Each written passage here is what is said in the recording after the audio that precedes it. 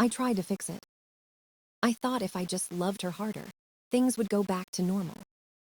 I cooked dinners she barely touched, planned movie nights she forgot about, bought flowers that wilted on the counter. Every effort felt like throwing energy into a void. Lena smiled sometimes, but it wasn't real. It was the kind of smile you give a coworker you barely tolerate. She said she was tired, that she needed space. So I gave her space, hoping she'd come back. But the space just became distance. We still lived in the same house, but it felt like two different worlds. She stayed on her phone more. Texts, late calls, endless scrolling. I stopped asking who it was. I didn't want to sound insecure. I wanted to believe she'd tell me if something was wrong. But the truth was, she already had. She told me she wasn't in love. I just refused to accept it. I started taking on more around the house. Laundry, dishes, the kids' school runs. I thought maybe if I lightened her load, she'd notice me again. But she didn't. She thanked me like I was a helpful neighbor, not her husband. The nights were the worst. We used to talk about everything before bed. Now, she turned her back to me, scrolling her phone until she fell asleep. I stared at the ceiling, counting the seconds of silence. It felt heavier than shouting. I asked her once if we could try counseling. She said she didn't think we needed it. "We're fine," she said without looking up. But nothing was fine. Our marriage was breathing its last quiet breaths. I tried one more thing. I booked a small weekend getaway for the two of us. She said she couldn't go.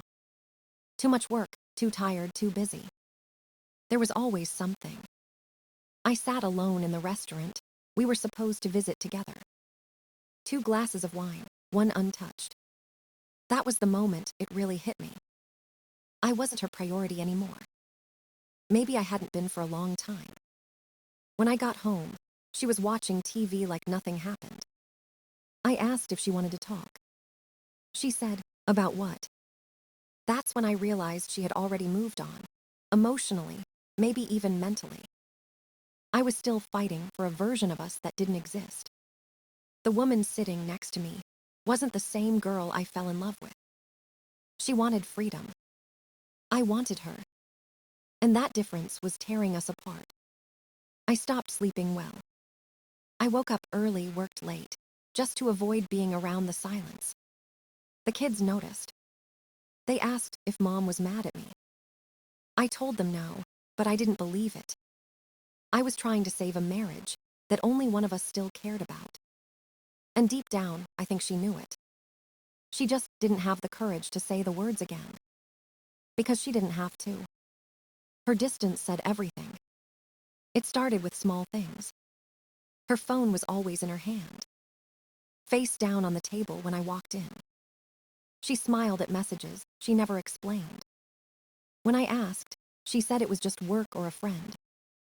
Her tone was calm, almost rehearsed. I wanted to believe her, so I did. But my gut said something different. She began dressing up for errands. Makeup, perfume, outfits she hadn't worn in years. I told her she looked nice.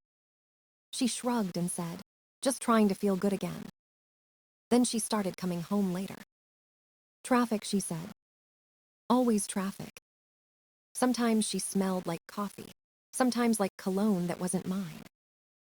I told myself not to overthink it. But silence started to sound like evidence. She laughed more on her phone than she did with me. At dinner, she'd scroll while I talked.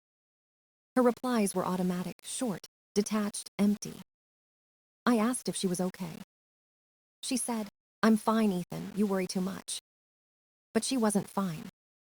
And neither was I. One night, I noticed her lock screen change. A new wallpaper, something abstract, but I knew what it meant. It was her way of building walls I couldn't climb anymore. She started going to the gym more often. Late sessions. Early mornings. I offered to join her once. She said she needed her own space. Her eyes didn't match her words. They had that distant glow, the one people get when they're somewhere else in their mind. The kids asked, why she wasn't home for dinner. I told them she was working on herself. But even that started to sound like a lie. I began noticing inconsistencies. She mentioned going to one place, but receipts told a different story. Different neighborhoods. Different times. She wasn't even hiding it well anymore. That's what hurt most. It wasn't the secrecy, it was the indifference. She didn't care if I noticed. She didn't care enough to lie convincingly. I stopped confronting her. I just watched. The more I stayed quiet, the more she acted like I was invisible. Like my silence gave her permission. I started sleeping in the guest room. She didn't ask why. She didn't ask at all. Our house felt like a waiting room, two people sitting side by side, pretending not to see the cracks. Every morning she'd smile faintly before leaving. "See you later," she'd say, like a stranger renting a room. And every night I'd stay up late, wondering how we got here. When did love turn into polite tolerance? When did my wife start living a life I wasn't part of? I used to know everything about her. Her dreams, her fears, the way she liked her coffee. Now, I didn't even know who she was texting. Or who she was becoming. And deep down, I was scared to find out. Because some truths, once you see them, you can't unsee. And I was beginning to see everything. I decided to stop guessing. If something was happening, I needed to know. But I wasn't going to yell or snoop. I was going to observe. Lena never changed her passwords. We had shared accounts for cloud storage and calendars. I checked one night while she was asleep. Her calendar showed places that didn't match her stories. A coffee shop she never mentioned. A park in another part of town.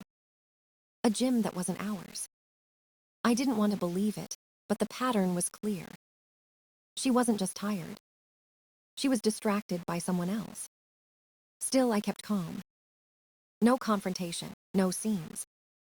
If she was building a secret life, I'd protect mine first. I opened a private bank account. Transferred a small amount of money. Nothing suspicious, just preparation. I started documenting everything quietly. Dates, receipts, odd behavior. I even checked the shared location history on an old app. It told me enough. The lies were subtle but constant. And that's when the message came. A random text from a stranger on Facebook. He said he thought I should know something. His friend, a personal trainer, was bragging about a married woman. Older, with kids, paid for things, met him at coffee shops and parks. He sent a photo. It was her. Lena. I stared at the screen for a long time. It wasn't anger that hit me. It was silence. A heavy, hollow kind of silence that tells you everything. Over. I didn't respond to the guy. Didn't tell anyone. I just sat there, processing the fact that my wife was chasing her youth. She wasn't in love with me anymore, because she was in love with the idea of being 20 again. The resentment, the distance, it all made sense now. She wanted freedom, without responsibility. Excitement without consequence. And I had been her safety net, while she went searching for herself. I didn't plan revenge. I planned exit. I contacted a lawyer the next morning. Not for drama, but for protection. We talked through what separation might look like. What I'd need to secure my business, my kids, my home. Then I started moving quietly. Redirecting payments, protecting passwords, separating finances. Every step was calm, calculated, deliberate. Lena had her secret world. Now I had mine. At dinner, I acted normal. Asked about her day, listened to her half-truths. She had no idea that I already knew. And that was the strangest part. Watching her lie so easily. Seeing the person you love perform like nothing's wrong. It almost made me laugh. Because she thought she was ahead. But she didn't realize I had already left. Not physically, but mentally. The moment she gave herself to someone else. I took myself back. From that point on, Every move I made had one purpose: to leave cleanly, quietly, and never look back. I stopped playing my old role. No more fixing her car. No more running her errands. No more pretending everything was fine. At first, she didn't notice. Then she started to. She asked, "Hey, did you schedule the plumber?" I'd shrug, didn't know I was still on duty. Her face twisted, confused and annoyed. She was losing control, and she felt it. For years, she relied on me to keep life running smoothly. Now, I was stepping out of that script. She didn't like the new version of me. The one who didn't chase, didn't ask, didn't beg. I stopped asking where she was going. Stopped waiting for her goodnight texts. Stopped looking at her phone when it lit up. My silence scared her more than my words ever could. Because silence meant I didn't care anymore. And when a man stops caring, everything changes. One night, she tried to start an argument. Said I was being cold, distant. I told her, I thought we were just companions now. This is how I treat my companions. She didn't laugh. She stormed out of the room. That was the moment I knew she was uncomfortable with her own choices. She wanted to control the story. Be the one who pulled away, not the one left behind. So, I let her think she was winning. I smiled, I helped with the kids, I stayed polite. But behind that calm face, I was building my exit. I talked to my lawyer again. We reviewed documents, assets, accounts. Everything had to be clean and quiet. I wasn't leaving in anger. I was leaving prepared. I booked a short-term rental under my business name. A simple place, 20 minutes from the house. Enough distance to breathe. Enough space to rebuild. She still thought I was oblivious. Still smiled at her phone at night like a teenager hiding a crush. I watched, said nothing, kept my composure. Every fake laugh, every late return, every excuse went into my silent file. Proof, clarity, motivation. Then, one morning, I brought up divorce casually. Not as a threat, just a question. What if we just made it official, you know? If we're not really together anymore? Her reaction was instant. Panic in her eyes, voice trembling. I'm not ready for that. That's not what I meant when I said I needed space. Of course not. She wanted the marriage's safety, not its commitment. She wanted the image, not the effort. I nodded and said nothing more. Inside, I'd already made my decision. It wasn't about winning or punishing her. It was about reclaiming my peace. I started packing small things slowly. Just the essentials. Documents, clothes, memories worth keeping. I wasn't rushing. I was preparing. And when the time came, she wouldn't see it coming. Because the quiet man she ignored had already become the man who walked away. It happened on a Tuesday. She was sitting on the couch, smiling at her phone. The same couch I bought, the same one she ignored me on for months. I walked in quietly and stood there for a second. She didn't even look up. Finally, I said, "We need to talk." She sighed, rolled her eyes, like I was interrupting her favorite show. "Can this wait, Ethan? I've had a long day." I didn't move. "I know about the guy," I said. Her body froze, but her face didn't. She tilted her phone slightly, like hiding something was second nature. Then she laughed, short and sharp. "Oh my God, are we doing this now?" "Yes," I said, calm, steady. She smirked. "Okay, fine, I've been talking to someone, so what? It's not like I slept with him." I looked at her. "So cheating only counts if there's a receipt from a motel." She scoffed. "You're being dramatic. We were basically separated anyway." "Emotionally, sure," I said, "but we were still married." She crossed her arms. "You knew I wasn't happy. I just wanted to feel alive again. I missed excitement."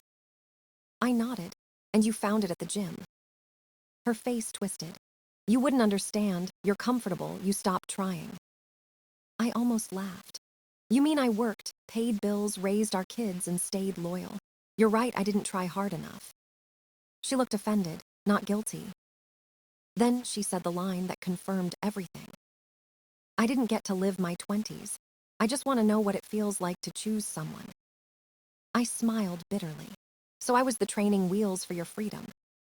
She said nothing. She expected me to explode, to argue, to beg. Instead, I reached under the coffee table, pulled out a folder. What's that? She asked, voice shaking slightly. Divorce papers, I said, signed and ready. She blinked, then smirked again. You're seriously doing this over a conversation? No, I said softly. I'm doing this because I'm done being a background character in my own life. She stood up, arms crossed tighter. You'll regret this. This is your little midlife ego trip. You'll come back. Maybe, I said, but if I do, it won't be for you. I picked up my keys and walked toward the door. She didn't follow. Didn't stop me. Just stood there, silent, angry, still pretending she had control. I looked back once. Her eyes were cold, but her hands were shaking. That's when I knew she finally understood. This wasn't her story anymore. It was mine. I walked out of that house without slamming the door. No shouting, no tears. Just the sound of finality. For the first time in years, I wasn't drowning in someone else's choices. I was breathing on my own. And the silence that used to suffocate me now felt like peace. The weeks after I left were quiet. Too quiet at first. No arguments. No fake smiles. Just silence and space. I moved into a small apartment downtown. Clean walls, no clutter, no ghosts. The kids visited every other week. We cooked, laughed, played board games. They smiled again. Something I hadn't seen in months. Lena texted sometimes. Did you switch the dentist appointment? Can we talk about the bills? I answered only when it involved the kids. Short, polite, emotionless. She noticed the distance. Then her messages changed. Do you think we could talk sometime? I ignored them. Because by then, I was finally healing. Meanwhile, her world started collapsing. The gym guy vanished. Apparently, he wasn't serious. He told people she got too heavy emotionally. She tried to reach out to old friends. Most of them stayed away. They'd seen the fallout. She started posting motivational quotes online. Filtered selfies, captions about growth and healing. It all looked desperate. She was still pretending she was fine. But I knew she was. Because freedom without direction feels like falling. And she was falling fast. I didn't celebrate it. I didn't wish her pain. I just stopped caring. That was my victory. I spent my days rebuilding. Work was smooth. Clients respected the new version of me. Calm, focused, detached from drama. Then, out of nowhere, life surprised me. A networking dinner. A new client connection. That's how I met Natalie. Late 20s, confident, sharp mind, easy laugh. She asked me questions that no one had in years. About dreams, not bills. About passions, not problems. We talked for hours. No tension, no walls, no games. It felt natural. She didn't treat me like a burden. She treated me like a man. Not a project, not a wallet, not a mistake. Just a person. We started meeting for coffee. Simple, honest, easy. For the first time in a long time, I felt seen. Not because someone needed me, but because someone chose me. A few weeks later, a photo of us appeared online. Nothing romantic, just a group dinner. Lena saw it. That night, my phone rang. Her voice was shaking, crying. She said she missed me. That she made a mistake. That she didn't realize what she had. She begged to talk. Said we could fix it. I listened quietly. When she finally asked, "Can we meet?" I said no. Then I hung up.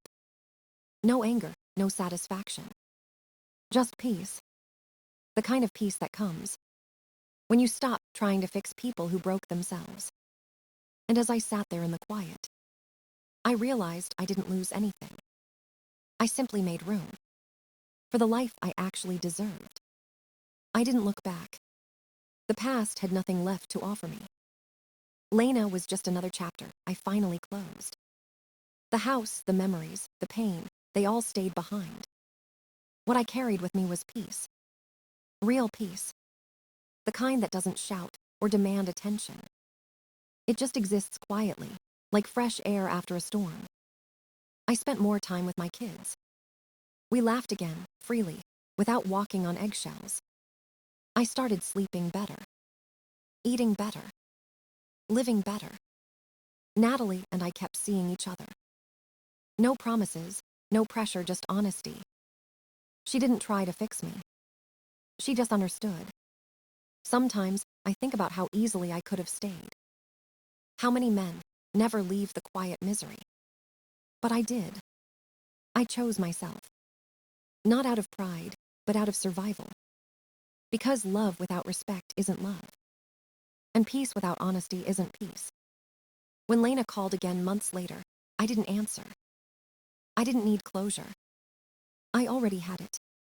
It wasn't revenge. It wasn't victory. It was freedom. And freedom, I learned, isn't about walking away from someone. It's about finally walking back to yourself.